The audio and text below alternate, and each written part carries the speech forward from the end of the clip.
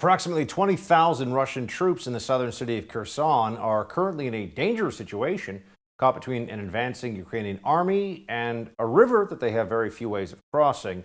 Daily Mail reports Ukraine has already blown up all three bridges under Russian control connecting the two banks, meaning its soldiers on the west side have no easy way of resupplying, reinforcing, or retreating as Kyiv's men continue their advance.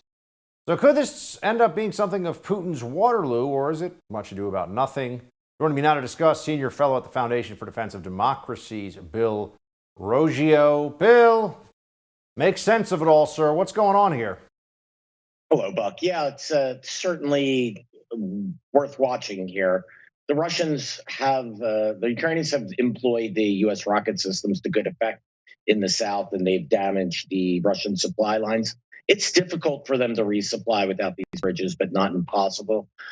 The official that made the statement that the Russians were surrounded, that the Russians were in retreat, I think this is a bit of bombast from the governor of the southern province, where for the Ukrainians, and even the Ukrainian Defense Ministry said it saw no evidence that the Russians were withdrawing, and was in the Ukrainian Defense Ministry has been very, very optimistic in its assessments. And when I see them dialing it back like this, I'm wondering if it is quite as bad as that Daily Mail I believe it was a Daily Mail or Daily Mirror article made it out to be. I have a feeling the truth is somewhere in the middle. The Ukrainians have hurt the Russians in the south, but they've been advancing at a very, very slow pace in this theater, and the Russians still have an advantage in artillery and aircraft and other firepower. So I think it's going to be, I suspect it's the Russians won't be pushed back to the river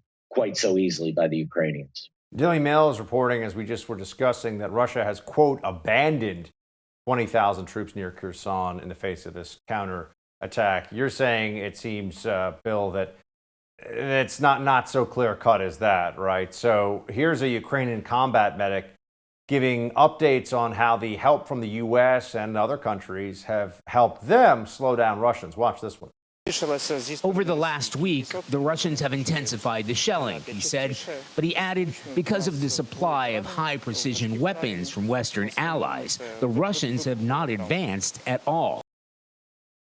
So is there something different right now in terms of the on-the-ground realities as a result of U.S. and NATO support to Ukraine? Are they able to take the fight more to the Russians than they previously had been able to?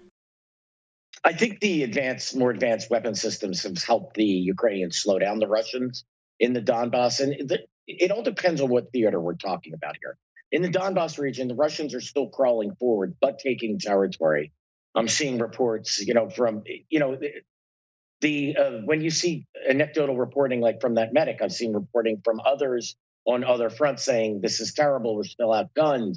I'm seeing reports, so it varies from region to region, and even person to person from where they're providing support. But to your bigger question, I think the U.S. weapons and the Western weapons are helping the Ukrainians to slow things down. I don't think they're at the point now where they could take advantage of these weapon systems and go on the offensive.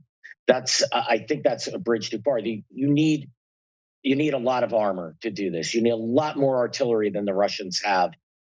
You need trained personnel. One of the things that the Ukrainians have been depleting in defending the Donbass region. In the south, in Kherson, the Russians are starting to send reinforcements there. So that's going to make an advance in the south much more difficult. But it's going to make it more difficult for the Russians to advance in the Donbass because they don't have an unlimited supply. So it's never a zero-sum game when looking at this. You have to look at all of the theaters and see how the flow of the weapons, of the material, the men, how this is all being positioned by each side. The Russians have a numerical advantage. They have a significant numerical advantage in hardware, particularly artillery and aircraft. But the Ukrainians have more precise weapons right now, but they only have a limited supply of them.